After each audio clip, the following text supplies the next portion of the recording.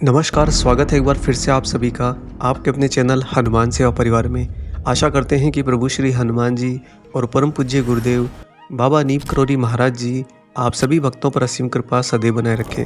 दोस्तों, आज का दिन मंगलवार है, बहुत ही पावन और पवित्र दिन है। हमारे प्रभु श्री हनुमान जी को, बाबा नीम करौरी महाराज जी को समर्पित यह दिन है। क्या आप जानते हैं कि आपके जीवन की एक एक घटना आपके लिए प्रसाद होती है, हनुमान जी का प्रसाद होती है। वह इसलिए क्योंकि जिस तरह से प्रसाद के अंदर रखी बूंदी का एक एक दाना हनुमान जी के श्री चरणों में भोग के रूप में समर्पित होता है और वापस बाहर आकर सारे भक्तों में बांटा जाता है, तो वही बूंदी का एक एक दाना हर एक भक्त के हाथ में हनुमान जी की समान रूप से कृपा लेकर आता है। ठीक उसी तरह से आपके जीवन की सारी घटनाएं उन बूंदी के दानों की तरह एक एक करके अलग अलग स्थिति में रखी होती हैं, परंतु जब वह सम्मिलित होकर प्रभु श्री हनुमान जी के समक्ष आती हैं तो वह आपके लिए प्रसाद बन जाती हैं।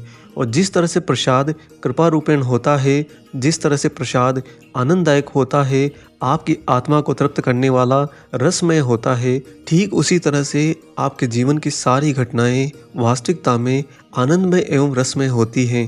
परंतु ये खेल है माया का, जिसके कारण मनुष्य उसके पूरा विपरीत अपनी ज़िंदगी को जीता है। दोस्तों, ऐसा हम इसलिए कह रहे हैं क्योंकि अपने जीवन के निजी अनुभव से भी हमने देखा है कि महाराज जी के साथ जब आप हो, हनुमान जी के साथ जब आप हो, तो वास्तव में वो आपको जीवन की सारी घटनाओं को एक एक बूंदी के दाने रूपी प्रसाद के रूप में देते जाते हैं। और जिस तरह से मंदिर में प्रसाद स्वतः ही बाहर खड़े भक्त के हाथ में आ जाता है, ठीक उसी तरह से आपके जीवन की सारी घटनाएं आप ही के अनुकूल होकर आपके समक्ष आ खड़ी होती हैं।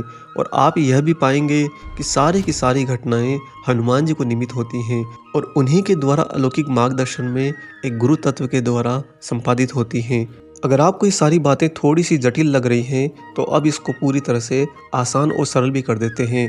और वह ये कि आपके जीवन की वास्तव में सारी घटनाएं पहले से तय होती हैं, निर्धारित स्थान पर होती हैं और एक अनुकूल दूरी पर भी होती हैं। समय, उसकी अवधि और उसको क्रियान्वित करने का माध्यम, ये सारा का सारा पहले से बहुत ही सुंदर तरीके से रचा रहता है। और वो भी कुछ इस तरह से कि अगर आप वास्तव में उसी परिस्थिति में उसे जीते हैं तो वह स्थिति आपके लिए हमेशा आनंददायक होती है।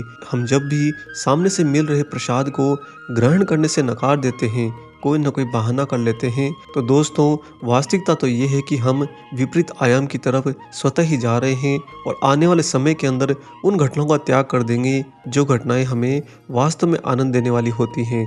महाराज जी के साथ में जो भी भक्त रहता है, बाबा उसके जीवन की सारी घटनाएं आने वाले समय में एक एक करके प्रसाद रूपेण उसे देते जाते हैं। इसका तात्पर्य ये है कि आज जिन घटनाओं को आप जी रहे हैं वह तो आपके लिए आनंदमय है ही, आने वाली हर एक घटना स्वतः फिर से आपके लिए आनंद लेकर आती है, आपके लिए फिर से भक्ति रस लेकर आती है। और यही कारण है कि वास्तव में एक भक्त पूर्ण रूप से धीरे धीरे स्वतंत्र होता जाता है, माया के बंधन से भी और आत्मिक स्तर पर भी। जिस दिन आप पूर्ण रूप से स्वतंत्र हो जाएंगे, आप वास्तव में ईश्वर से एकाकार हो जाएंगे, क्योंकि ईश्वर तो वास्तव में संपूर्ण स्वतंत्र हैं। यहाँ पर विचार आया कि एक छोटा सा संदेश भी आप सभी को जरूर दें कि दोस्तों, जो भी भक्त लोग बार बार ये शिकायत करते हैं कि हमारे जीवन में बहुत ज़्यादा कष्ट हैं, बहुत ज़्यादा दुख हैं, हम उनसे यही कहना चाहेंगे कि वास्तव में आपके जीवन में कष्ट रूपेण एक घटना आई थी और इसे ईश्वर ने भी स्वीकार किया है, आपने भी साक्षात्कार किया है। वह घटना एक निश्चित समय पर, एक निश्चित अवधि के लिए, एक निश्चित माध्यम के द्वारा आपके जीवन में आई थी, परंतु उसके बाद में उसका प्रभाव पूर्ण रूप से शून्य है। आप ही उसके प्रभावहीन आयाम को फिर से प्रभावशील बना रहे हैं। अतः अपने जीवन में अगर आप भक्ति करते हैं तो फिर आपको ये बात बड़ी ही सहजता से समझ जानी चाहिए कि आपके जीवन में दुख जैसा कुछ नहीं है। घटनाएं हैं, विपरीत घटनाएं हैं और उनमें से अधिकांशतः घटनाएं आप ही के द्वारा शुरुआत करी जाती हैं। आपको उसकी जड़ पकड़नी पड़ेगी। अगर आप अपने मन में इस बात को ग्रहण नहीं करेंगे, स्वीकार नहीं करेंगे कि कहाँ से आपने गलती करना शुरू किया था, तो ईश्वर भी आपको मार्ग नहीं दिखा पाएंगे। दोस्तों, महाराज जी के साथ में किस तरह से हमारी घटनाएं एक प्रसाद रूपेण में होती हैं और स्वतः ही सदैव हमें आनंद रस प्रदान करती हैं। इसे समझने के लिए आइए सुनाते हैं आपको महाराज जी की एक बहुत ही प्यारी घटना, और साथ ही हमारा यकीन है कि इस घटना को सुनने के बाद में आपके चेहरे पर स्वतः ही मुस्कुराहट आ जाएगी और आप आने वाले समय को बहुत अच्छे से आनंद में जिएंगे। आइए ले चलते हैं आपको सीधा बाबा की इस दिव्य घटना पर। दोस्तों, ये घटना महाराज जी के एक विदेशी भक्त के साथ घटी थी। यह विदेशी भक्त बाबा तक पहुंचने से पहले काफ़ी लंबा सफ़र तय करके भारत आया था। उस समय की घटना को याद करते हुए ये बताते हैं कि एक बार जब हम सभी लोग अर्थात अन्य भक्तगण सुधीर दादा के घर पर आए, तो महाराज जी ने वहाँ पर आने के पश्चात सारे भक्तों को अलग अलग जगहों पर भेजना शुरू कर दिया। उस समय अंत में 2 जने बचे, एक तो यह विदेशी भक्त और इसके साथ में बैठा हुआ दूसरा विशंबर। धीरे धीरे महाराज जी ने जब सारे भक्तों को अलग अलग जगहों का निश्चित करके वापस लौटा दिया, तो अंत में सिर्फ 2 जने बचे, एक यह विदेशी भक्त और दूसरा इसके साथ में बैठे हुए विशंबर जी। यूं तो इस भक्त ने भारत आने से पहले काफ़ी लंबा सफ़र तय किया था, अतः इसकी मन की इच्छा थी कि बाबा के साथ में कुछ लंबा समय बिताया जाए। तभी खड़े होकर विशंबर हाथ जोड़े महाराज जी के सामने पहुंचे और बाबा ने विशंबर को बनारस जाने को कह दिया। और जो ही विशंबर को बनारस के लिए कहा, तभी महाराज जी इस भक्त की ओर देखे। यह भक्त उस समय मन में चाहता था कि कुछ दिन में अकेले में व्यतीत करूं, वो भी महाराज जी के सानिध्य में, इसलिए इसका बनारस जाने का कोई मन नहीं था। लेकिन तभी विशंबर ने इशारा किया कि महाराज जी के सामने आ जाओ, और जब यह खड़ा होकर अपनी बारी पर बाबा के सामने आया, तो महाराज जी ने इसे भी बनारस भेज दिया।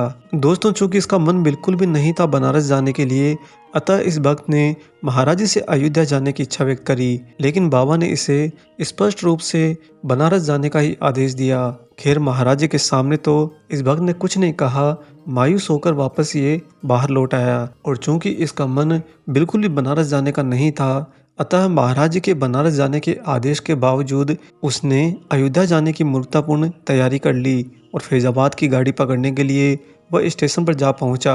रेलवे स्टेशन पर पहुंचकर इस भक्त ने फैजाबाद एक्सप्रेस ट्रेन का एक टिकट खरीदा और मन ही मन में यह सोचने लगा कि पहले मैं अयोध्या हो लेता हूँ और फिर अयोध्या से बनारस चला जाऊँगा, और इस प्रकार महाराज जी के आदेश का पालन भी हो जाएगा और बाबा को पता भी नहीं चलेगा। चूँकि टिकट लेते समय टिकट काउंटर पर इस भक्त ने यह पूछा था कि फैजाबाद एक्सप्रेस ट्रेन कौन से प्लेटफॉर्म पर आएगी, और इसे बताया गया कि नियमित रूप से Faizabad express train platform number 10 पर आती है।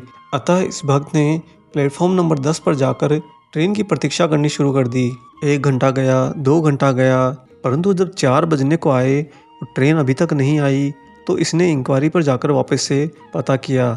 जब वह इंक्वायरी ऑफिस पर गया, तो इसे बताया गया कि आज फैजाबाद एक्सप्रेस 10 नंबर प्लेटफॉर्म पर आने की बजाय 8 नंबर पर ही आ गई, और वह तो निर्धारित समय पर यहाँ से रवाना भी हो गई। चूँकि प्लेटफॉर्म बदल जाने की सूचना उस रेलवे स्टेशन पर हिंदी में की गई थी, और इसी कारण से ये विदेशी भक्त उसे समझ नहीं पाया और प्लेटफॉर्म पर खड़ा खड़ा बस ट्रेन की प्रतीक्षा ही करता रह गया। फिर स्टेशन पर खड़े खड़े ही यह सोचने लगा कि अब क्या किया जाए। इतने में ही इसने देखा कि उसी प्लेटफॉर्म पर वाराणसी एक्सप्रेस आ गई है।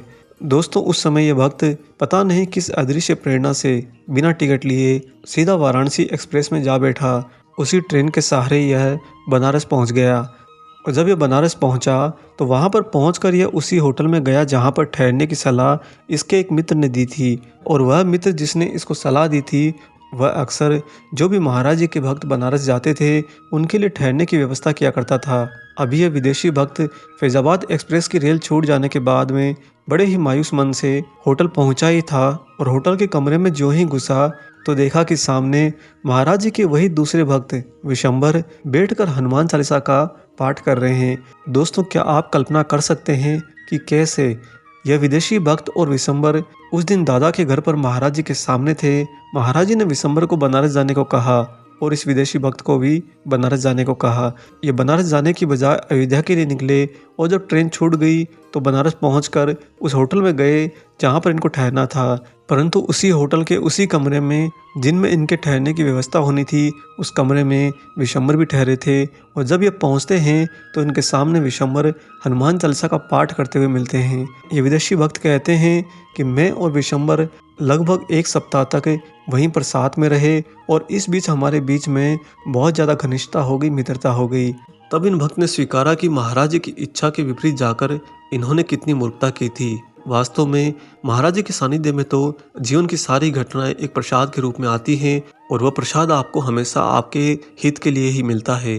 कभी भी मंदिर में मिला प्रसाद आपका अहित नहीं करेगा। ठीक उसी तरह से महाराज जी के सानिध्य में रहने पर आपके जीवन की कोई भी घटनाएं आपका अहित नहीं कर सकती।